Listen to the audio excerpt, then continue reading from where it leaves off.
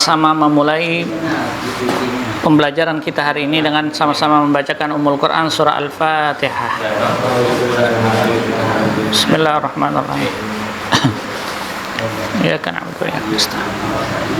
Shiratal ladzina waladdallin. Bismillahirrahmanirrahim.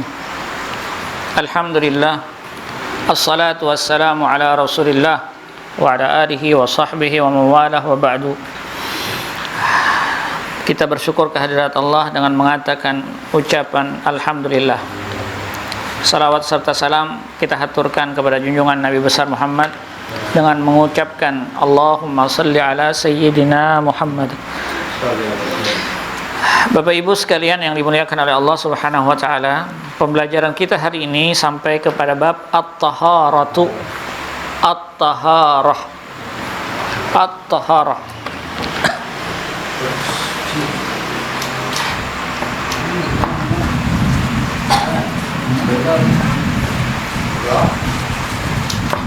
Kalau cabut-cabut dua ini cabut mati. Alang nanti cabut-cabut. At-taharah. At-taharah.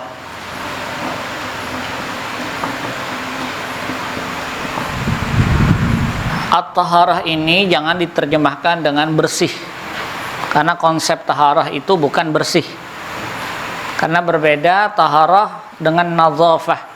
Bersih itu dalam bahasa Arab disebut an-nadzafah. An-nadzafatu minal iman, kebersihan daripada iman. Ini cabang iman maksudnya. Ya, banyak pendapat apakah ini hadis ataupun bukan. Tapi yang kita kaji adalah at-taharah. At-taharah. Dia berbeda dengan nazafah pada. Jadi melihat orang bersih belum tentu dia tahir. Nah, jadi berbeda. Konsep kita at-taharah. Tetapi memahami makna taharah ini karena sifatnya tidak harus identik dengan bersih, terkadang disalahgunakan dalam pemahaman. Buktinya WC-WC di Arab tuh banyak yang kada bersih, yang kada bebanyu dan sebagainya, karena pola pikirnya yang penting terbebas daripada najis. Sekarang kita baca apa ya? At-taharah, taharah bersuci. Bersuci dalam bahasa Arab disebut dengan taharatun. Jadi secara bahasanya lalu diterjemahkan dengan bersuci. Kedudukan bersuci dalam hukum Islam termasuk ilmu dan amalan yang penting. Dia masuk dalam bagian ilmu fardu ain.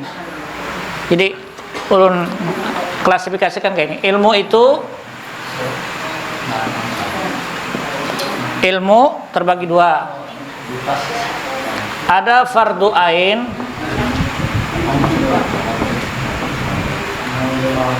ini wajib individu. Ilmu tuh terbagi dua. Ada fardu ain yang wajib kita tuntut per orang. Kalau kita kada tuntut ini berdosa sampai hari kiamat berdosa. Nah, sekarang pertanyaannya fardu ainnya apa aja? Maka Nabi mengatakan thalabul ilmi faridatun ala kulli muslim. Menuntut ilmu wajib bagi setiap. Titik masalahnya ilmu yang dituntut itu yang mana? Ya lah. Nah, itu yang bahaya. Dua, ini pandangannya menurut pandangan Imam Al-Ghazali dalam kitab Ihya jilid 1. Ilmu terbagi dua, ada fardu ain, ada fardu kifayah. Kada dalam buku lah. Fardu ain per individu. Fardu kifayah kolektif. Dalam satu kelompok harus ada yang ahlinya. Nah, terkadang kita mengandalkan ini seperti fardu ain. Kita lebih menuntut ini, minta maaf ya. Bukan ulun menafikan sains. Karena dalam sains juga ada fardu ainnya. Pengetahuan maksud ulun. Kita terkadang lebih menuntut anak itu menguasai fardu kifayah dibanding fardu ain. Sedangkan fardu ain ini wajib per individu. Bagaimana cara memahami fardu ain? Adalah berdasarkan aktivitas dari tahun ke tahun. Mulai kita lihat dia bangun tidur, apa yang kita harus lakukan? Nah, itu kan kita berpikir, Pak. Berarti harus ada ilmunya. Nah, di antara fardu ain, kalau kita bicara terhadap waktu, tentunya bersuci ini wajib. Pian betapas pasti ketemu dengan bersuci kan? Waktu bangun guring pasti hendak betimbungas, hendak gosok gigi. Kemudian berair. Ini fardu ain sebenarnya. Cuma tatanannya air yang kita pakai ini betul atau bukan? Ketika kita menyuci, apakah pakaian kita yang kita sucikan ini, kita bersihkan ini, oke, bersih dari noda. Tetapi ketika pakaian itu bersih dari noda, dia sudah masuk mutahhir, dia termasuk suci atau hanya sekedar bersih? Kan berbeda, Pak. Makanya itu yang hati-hati. Terkadang kita mengantar cucian ke tempat laundryan. Efektifnya kita hendak bersih dan suci dia. Tiba-tiba pakaian pian digumpal orang, paham digumpal? Dicampur orang dengan cucian yang memang di situ tumpukan najis. Airnya tidak pernah diganti. Hanya sekedar wanginya saja. Juga itu bermasalah. Nah, maksud ulun fardu ain karena ini pasti bersentuhan dengan aktivitas per hari. Di antara contoh fardu ain adalah ilmu at-taharah. Ini fardu ain ini. Makanya diandak di bab pertama pasti dalam hukum fikih itu. Fardu ain. Ustadz, ulun ini sudah berumur kayak ini. Apakah ulun ini sudah terlambat berdosa berarti ulun sebelumnya? Tidak. Allah Maha Ghaffar, Maha Pengampun. Ketika kita berbicara dalam konsep ini, maka yang ada pian belajar ilmu itu harus optimis. Harus optimis.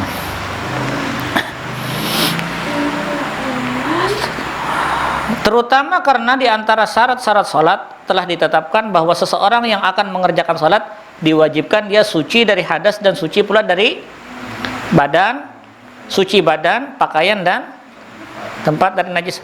Dari kata-kata itu apa yang pian harus pahami, Pak?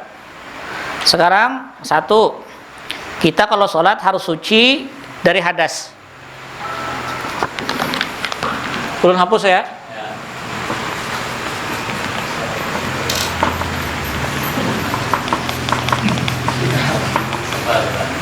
Nah, kita kelompokkan kayak ini. Ini ilmu wajib bagi kita. Taharah artinya bersuci. Pertanyaannya apa yang harus kita sucikan kan gitu kan, Pak? Ada dua yang harus kita sucikan tuh. Pertama, sesuatu yang abstrak yang tidak terlihat dari mata. Namanya al-hadas. Hadas itu abstrak. Yang muncul, yang baru, yang kita tidak rasa. Apa sih, sama kayak corona lah. Kada kelihatan. Hadas. Tapi ada masanya dia terlihat bekantut. Hadas. Abstrak, sifatnya abstrak. Paham maksudnya ya? Ini harus kita sucikan hadas. Lalu hadas ini nanti terbagi dua, hadas kecil dan hadas al-asghir atau asghar. Ada hadas al-kabir. Ustaz ini bahasa Arab terus aja. Ini bahasa Indonesia nah. Paham ya? Yang mana tidak pahamnya ya? Nah, hadas suci pertama yang kita harus sucikan adalah sesuatu yang abstrak. Cara mensucikannya nanti ada solusinya, ya kan gitulah. Tapi objek kajiannya adalah hadas. Kewajiban kita adalah mengenali hadas. Yang kedua namanya yang harus kita sucikan namanya al-khabas. Ini hadas. Al-hadsu ini khabas. Al-khabsu. Habas sesuatu yang terlihat. Kalau ulun katakan hadas nanti identik kepada wudu dan mandi. Al-khabas yang jelas mata. Ini identik dengan an-najasah, najis. Kenajisan. Yang disebut dengan membersihkan dari najis. Nah, jadi poin daripada taharah itu dua saja. Satu hadas, dua habas. Ulun putar-putar lah. Bersuci dari hadas, sesuatu yang abstrak. Peraturannya nanti ketat. Dari segi banyunya harus kada boleh takucau. Namanya musta'mal kalau takucau itu. Dia jenisnya harus yang murni, harus yang number one. Ada jenis namanya air murni. Air murni itu bagaimana Pak? Bu? Yang turun langsung dari atas awan, air hujan. Yang keluar daripada tanah, mata air, itu air murni namanya. Tapi ada air yang sudah ditampung, nanti kategorinya istilah dalam mazhab Syafi'i itu 2 kulah. Nah jadi ini peraturannya ketat, karena yang dibersihkan juga tidak terlihat.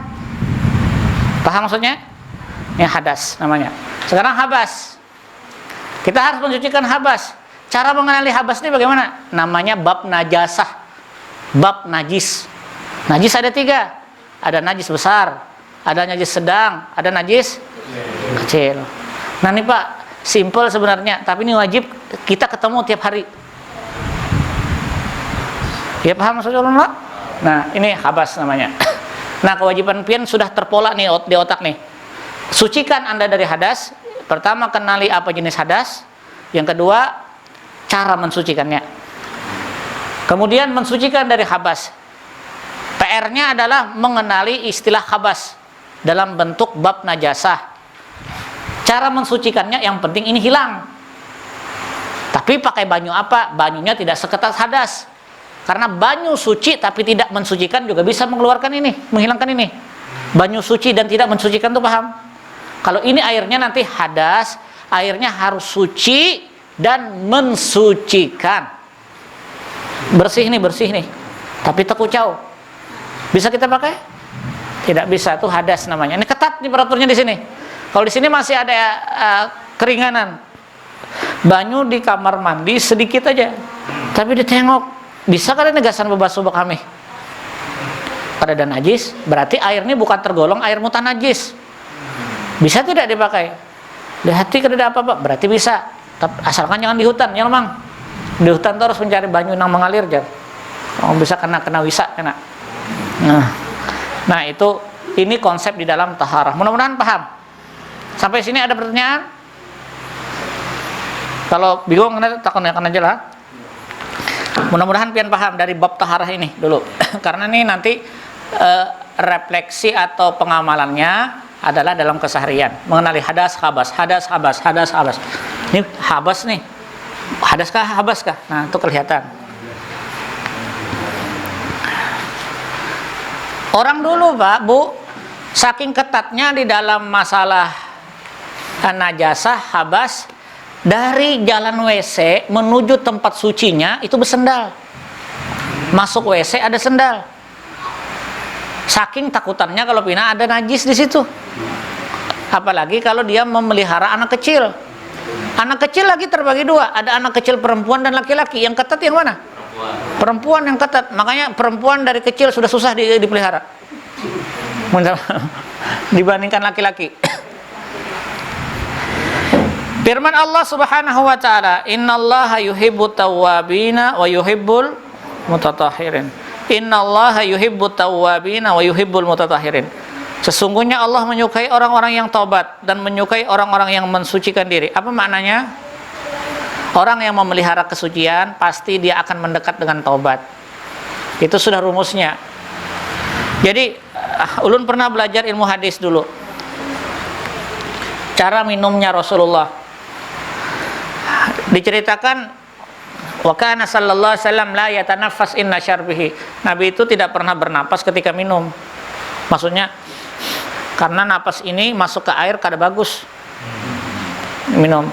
Dan Nabi setiap kali meminum itu pasti 3 kali teguk. Dia Rasulullah mengatakan Bismillahirrahmanirrahim. Setelah selesai minum, beliau mengatakan Alhamdulillah. Bismillahirrahmanirrahim. Alhamdulillah. Dilakukan 3 kali. Lalu orang-orang waktu itu murid-murid bertanya kepada dosennya, kepada gurunya, termasuk ulun. Wamal hikmatu dzalika? Apa hikmahnya ya wahai Syekh? Kira-kira kalau kita minum dengan mengumbati Nabi itu apa faktornya? Ya secara kesehatan bagus Pak.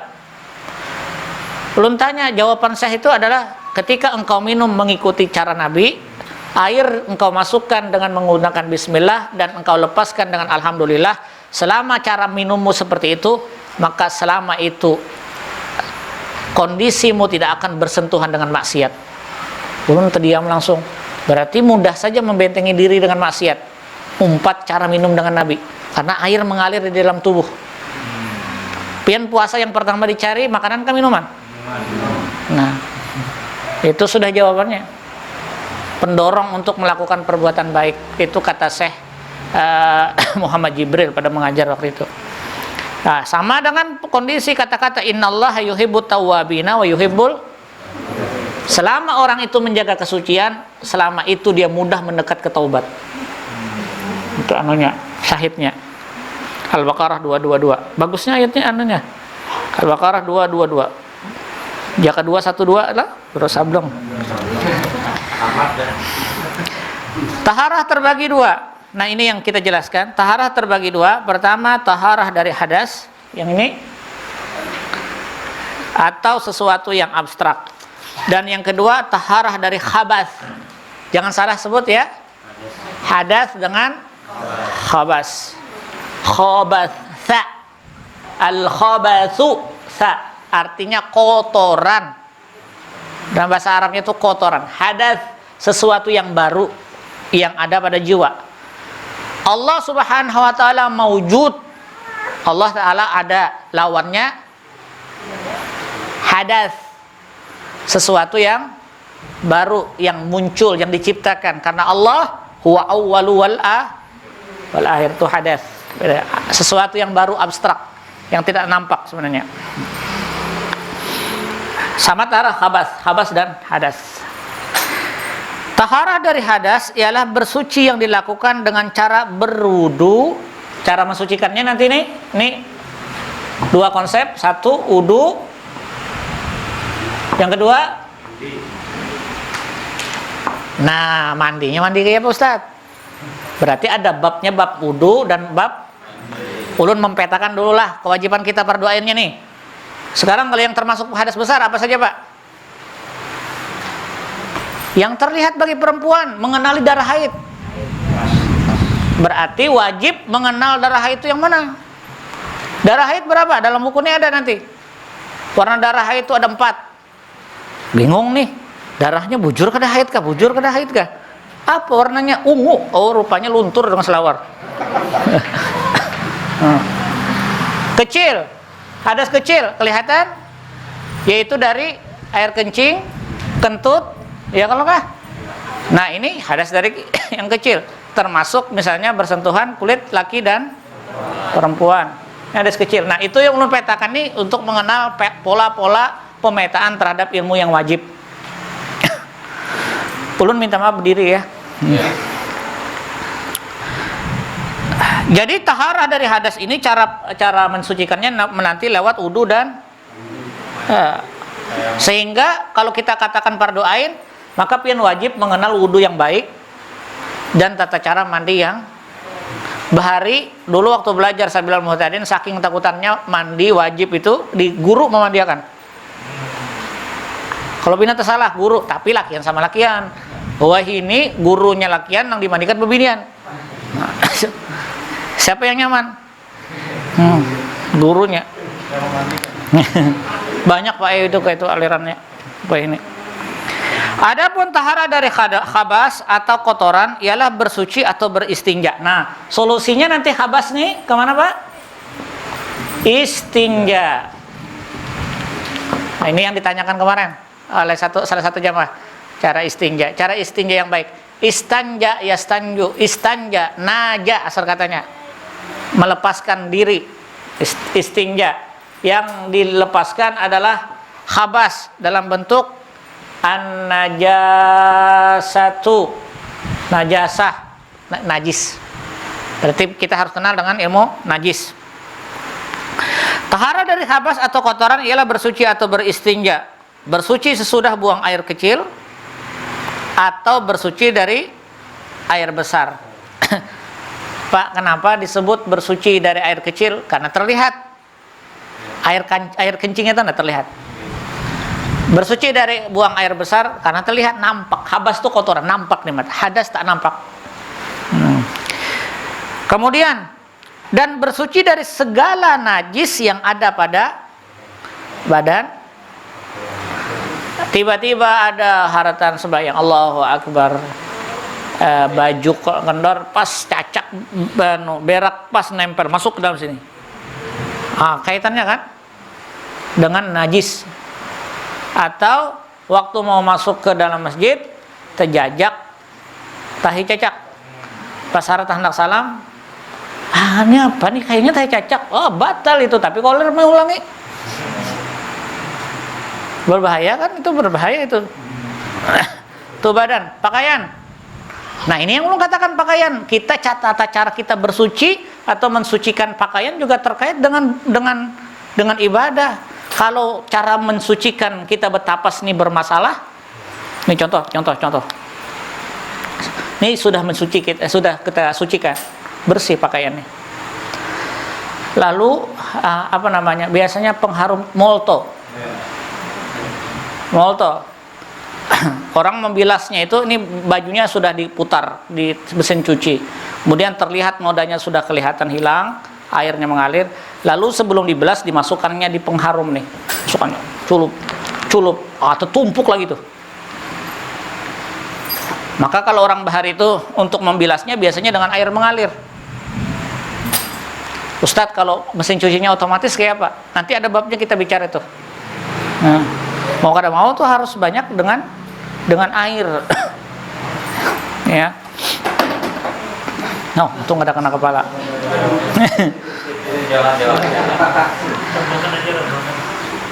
Bersuci sesudah buang air kecil atau air besar, dan bersuci dari segala najis yang ada pada badan, pakaian dan tempat. Alat atau benda untuk bersuci. Nah sekarang bab masuk ke dalam alat atau benda untuk bersuci. Ini perkara yang digunakan untuk mensucikan. Cara untuk mensucikannya, baik hadas ataupun habas. Cara bersucinya pakai apa? Pertama, alat untuk bersuci adalah 4. Ada 4 macam. Pertama, air yang paling afdol. Dulu zaman Rasulullah tuh susah nyari air. Yang kedua, tanah atau debu. Tanah ada debu nih memakai apa nanti? Polanya kemana? Hadas atau habas? Hadas atau habas? Hadas. Kalau kami pakai pasir, itu ngarannya kucing. Ya, makanya ada tanah atau debu. Batu ini kalau sudah di padang hutan, kada kau lagi mencari. Atau menyamak untuk kulit binatang. Ada kulit binatang yang suci, yang disamak, yang dikeraskan, sifatnya seperti batu. Dan sesuatu yang bisa kita kembangkan. Misalnya kayak pohon kayu. Sekarang jadi apa? Pohon kayunya sudah kada ada lagi. Jadi tisu, jadi kertas, itu bisa dipakai bersuci. Maka yang dilihat adalah bahannya, bukan yang dilihat dari asalnya. Jadi kalau zaman Nabi itu 4 kategori ini Pak: air, tanah atau debu, batu, menyamak. Sekarang perkembangannya sepesat. Dari hasil kayu jadi tisu, jadi kertas. Nah yang harus dikenali nanti tata cara syaratnya saja dulu. Syaratnya kalau pakai batu syaratnya apa? Kalau pakai tanah syaratnya apa? Sekarang kalau kita polanya dengan air, pembagiannya dengan air. Air dalam bersuci terbagi 3. Nah, sekarang kita masuk ke dalam bab air.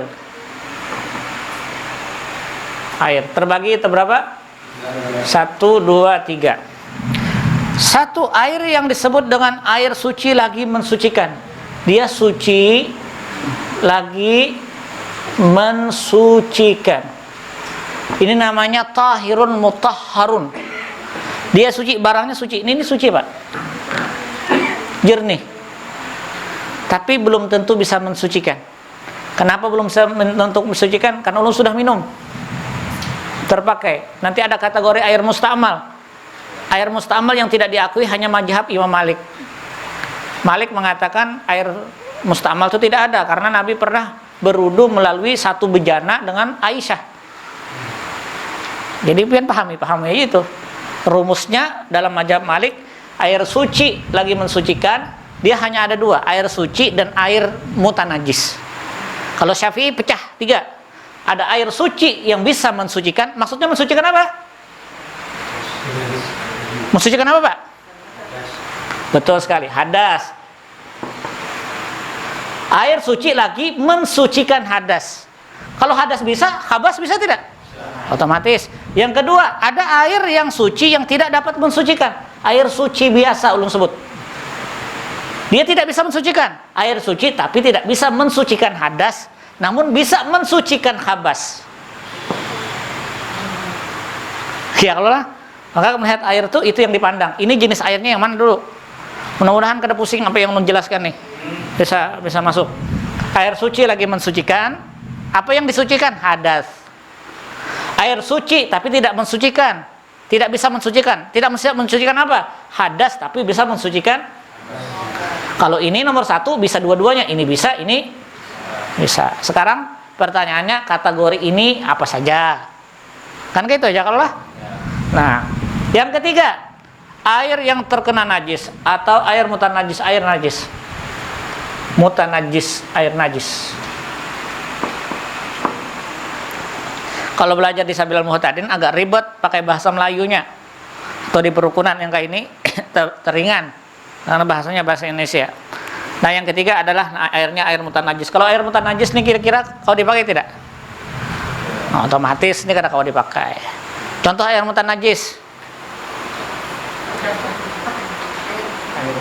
Ian masuk ke WC. Minta maaf.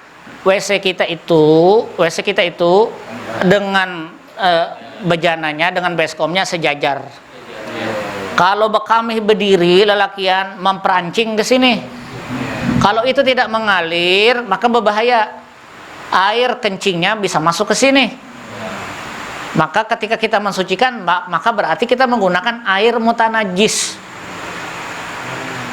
Paham maksudnya ya? Air mutanajis tercampur. Maka secara solusinya bagaimana? Buka kerannya. Dari mana kita tahu kerannya ini jalannya? Tondonnya ada.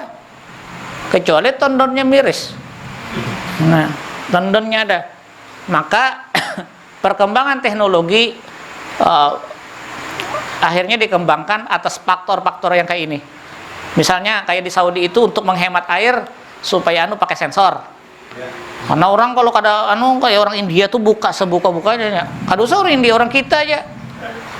Melihat teknologi bagus, lawang bebukaan sorang masuk keluar masuk. Kenapa sih? Tuh buka sorang di sini. Ada nama menunjul jar. Nah, sama dengan air di Madinah itu kan sendiri kan ya. Nah, ini air yang terkena najis. Sekarang bab pertama, air yang suci lagi mensucikan. Nah, ilmunya hari ini yang didapat adalah at-taharah, babnya cara mensucikan. Mensucikan dari apa? Hadas dan khabas. Alat untuk mensucikannya ada 4. Air yang paling utama, kemudian tanah dan debu, yang ketiga adalah batu, yang keempat menyamak. Ini lain nyamak sakit dada, lain lah. Karena pas berkurban kulitnya itu pian jamur. Ya, gunting-gunting sedikit-sedikit kalau pina masa kemarau kan.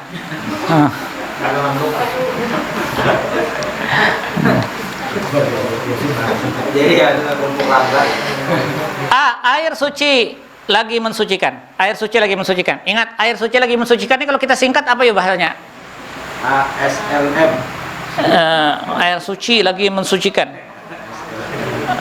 Ya pokoknya air suci. Air suci lagi mensucikan. Dia bisa suci dan mensucikan. Nah, air suci lagi mensucikan ini 2 bagian. Ada 2 pecahnya. Pertama, air murni. Air suci murni, ulun menerjemahkannya dengan air suci murni. Kalau di buku fikih lain air suci murni ditulisnya. Ya. Air suci murni. Apa maksudnya air suci murni? Ialah semua air yang berasal dari langit atau yang bersumber dari bumi. Yang langsung keluar. Yang langsung mengucur dari awan. Air hujan. Itu air suci murni, Pak. Maka minta maaf. Buka di dalam kitab Nuzhatul Majalis. Ada orang ramai berbicara tentang anak. Itu ada yang memperkarakan bahwa itu bukan hadis.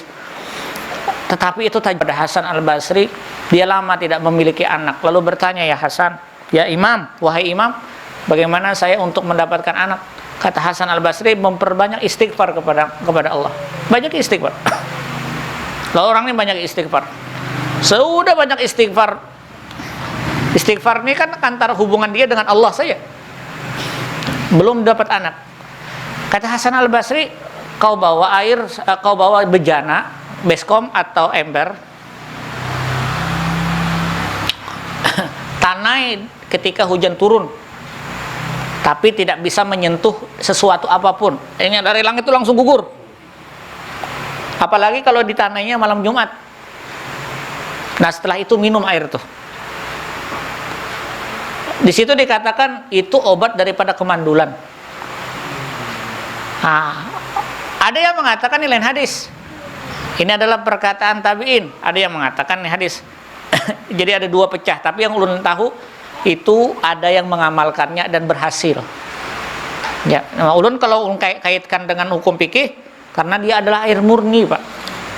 Sifatnya jenisnya suci dan mensucikan. Ya, tapi pian jangan coba-coba karena lah habis itu nih biasanya hujan pian. Kenapa air suci lagi mensucikan supaya mensucikan dari dosa katanya. Nang ada kena garing. Nah, jadi atau yang keluar dari tanah, contohnya sumur bor. Sumur bor. Tuh biasanya di Matapura kami dulu menggunakan sumur bor waktu di pondok itu. Sumur bor. Dan tidak merubah sifat-sifatnya. Sifat air ada berapa macam? 3. Pertama, warna. Habis bau.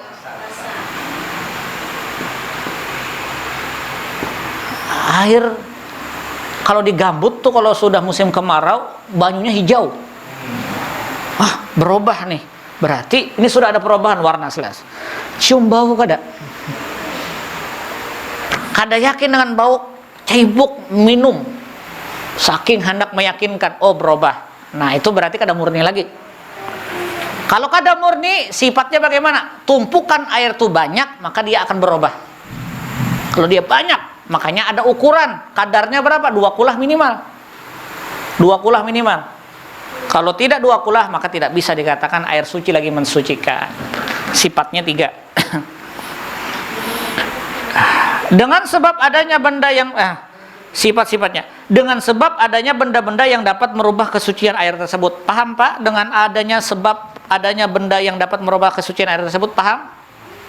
Contohnya, tandon bau jenis plastiknya, atau drum bau jenis catnya. Pian sudah tanah air itu suci, ditanai lalu berbau air itu. Kenapa? Karena pengaruh bekas tandon, pengaruh bekas bau cat, termasuk pengaruh bekas bau kaporit. Ya kalau pian permasalahkan, solusinya bagaimana? Kalau bau-bau kayak itu, titik masalah secara solusi keluarnya adalah banyu itu harus banyak.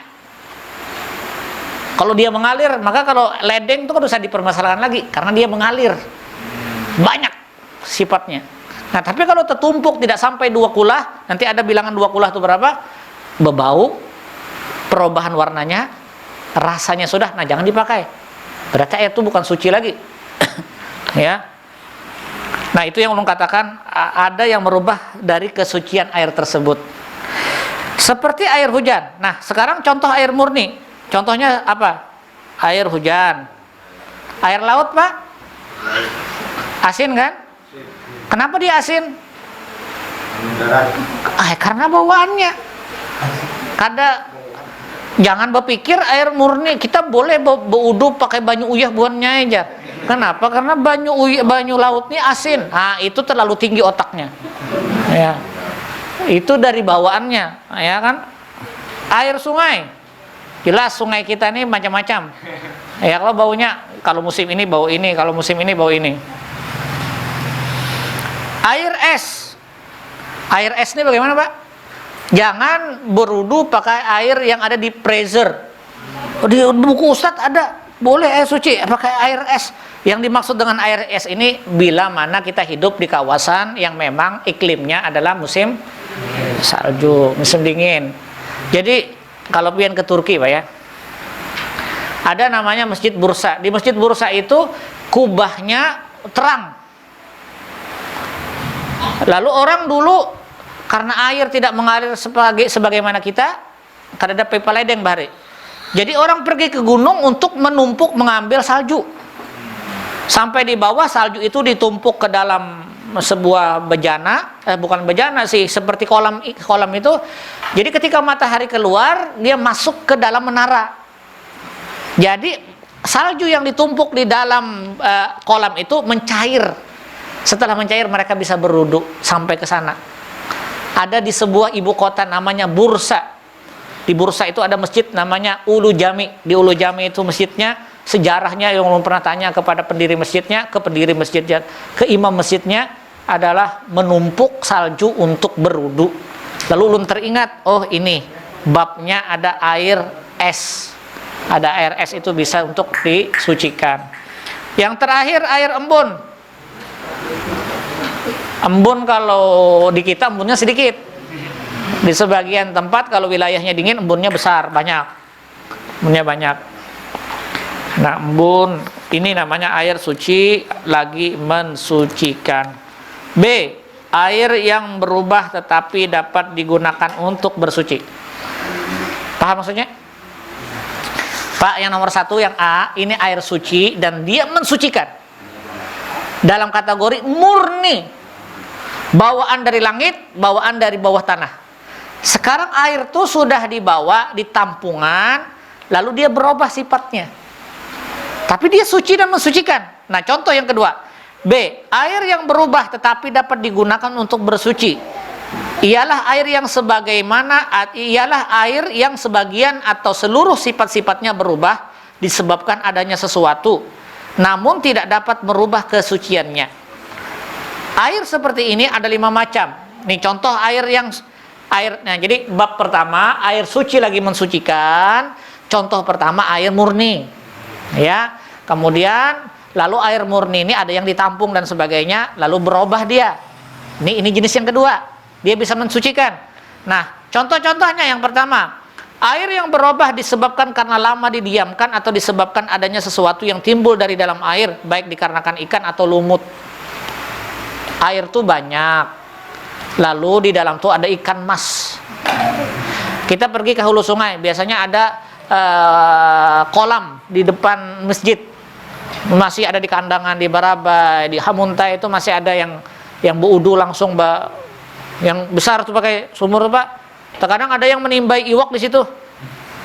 Atau sesuatu yang tidak bisa kita hindari, lumutnya ada. Berubah baunya kan? Masih bisa digunakan? Bisa. Dengan kategori catatan banyak itu. 2. Air yang berubah disebabkan karena sesuatu yang menetap di tempat air itu atau di tempat mengalirnya air itu, seperti masuknya debu, kapur barus atau garam. Jadi kita waktu musim kemarau biasanya banyunya ditawasi. Jangan pakai tawas, bersih jadinya. Air tuh banyak, tapi airnya banyak. Jadi semua yang ulun sebutkan ini nanti airnya banyak dengan kategori 2 kulah. Maka masih bisa digunakan. Yang ketiga, air yang berubah disebabkan karena adanya sesuatu yang jatuh ke air tersebut dan sulit untuk dihindarkan, seperti masuknya daun-daun pohon yang jatuh dikarenakan tiupan angin. Kan kadang mungkin kan? Pian hindarkan. Jadi kalau ada daun jatuh ke dalam kolam atau dalam drum atau dalam ember, itu tidak masuk air mustakmal. Itu termasuk air yang dimaafkan. Dia bisa kita ambil daunnya dan kita masih bisa menggunakan wudunya. Ya, masih bisa menggunakan wudunya. Itu yang disebut dengan air yang berubah disebabkan karena sesuatu jatuh seperti tiupan angin. Yang keempat, air yang berubah disebabkan karena tempat air itu diberi lapisan cat yang ulun katakan tadi. Kenapa berbau banyu nih jar? Asa bingung asa lain. Ya, karena lapisan catnya. Tandon tuh coba lihat. Kalau sudah terik matahari wah bau plastiknya terasa. Tapi karena dia lebih 1000 liter misalnya, ya kan, dia posisinya tetap suci lagi mensucikan. Yang kelima, air yang berubah disebabkan karena sesuatu yang berdekatan dengan air itu, seperti bangkai yang berada di tepi air. Pian berwudu nih berwudu di sungai, tiba-tiba ada bangkai kucing lewat.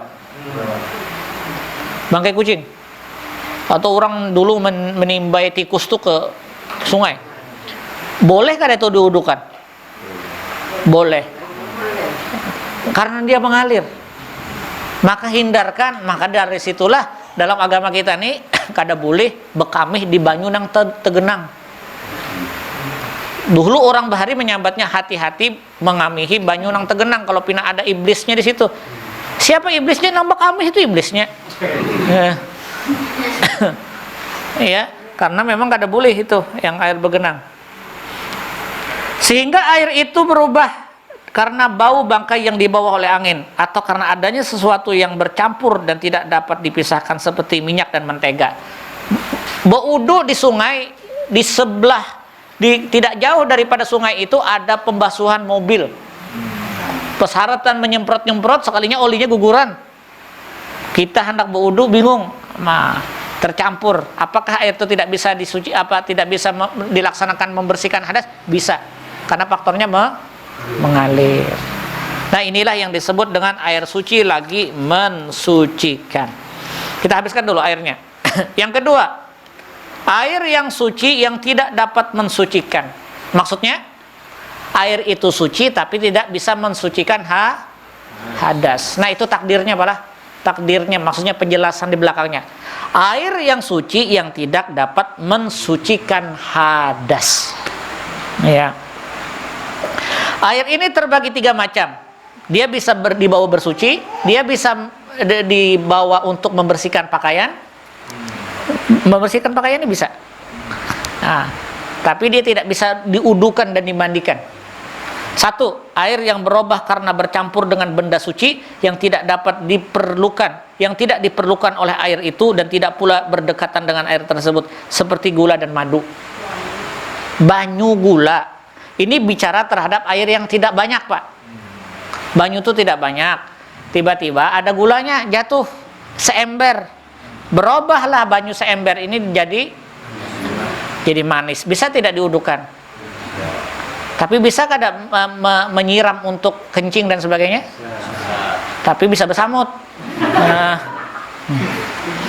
Ya.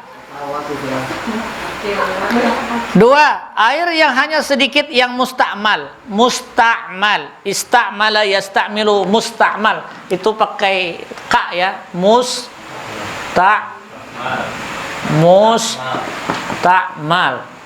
Mim sin ta ain ma lam. Musta'mal, terpakai.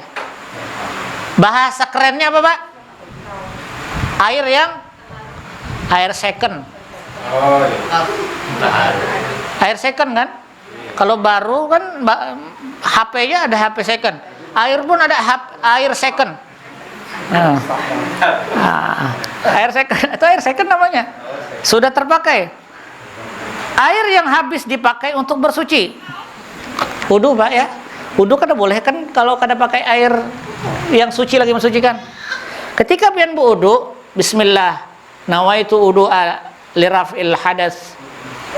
Sahaja aku berwudu karena Allah Ta'ala. Harapkan pian menyiram muka nih, kemudian menanai nih, lalu titik di bawah nih. Anak wudu, masuklah titikan ini ke dalam air pian nih. Yang kedua tuh musta'mal. Karena sudah tercampur nih, ini tetes. Ini kan sudah pian pakai nih. Lalu tiba-tiba pian nyiram air tangan, waktu wudu tangan. Dilihat di sini belum basah. Tapi sudah terlepas. Jadi ada banyu di sini, kalau pian gosokkan kayak ini. Air yang pian gosokkan ke sini sah tidak? Kategorinya bukan lagi suci mensucikan, tapi dia air suci tapi tidak bisa mensucikan. Karena kategorinya musta'mal. Han sampai kayak itu ya, Teh. Sampai ke situ. Tapi air musta'mal misalnya nih, daripada wudu itu terbuang banyunya, pian tanai dengan ember. Nih pakai ember. Lalu air itu bisa tidak dipakai untuk mensucikan, membersih batis, atau kalau misalnya menyiram kotoran di WC, bisa kada? Bisa. Yang penting jangan tercampur lawan liur. Titik, di situ beludah juga macam-macam. Nah,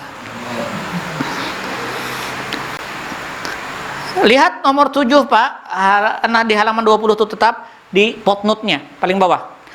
Air yang sedikit yang telah tercampur dan tidak mencapai 2 kulah juga dikatakan musta'mal. Dalam ukuran masa kini 2 kulah sama jumlahnya dengan 270 liter. Drum itu berapa?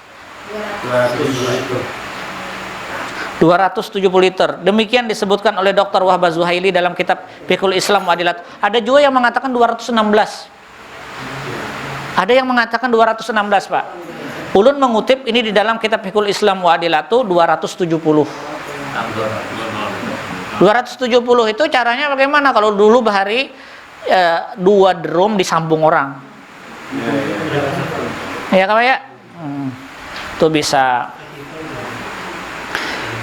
Yang ketiga, air yang dikeluarkan dari hasil tanaman dengan cara diperas atau dimasak seperti air buah, air bunga, mawar dan air kelapa.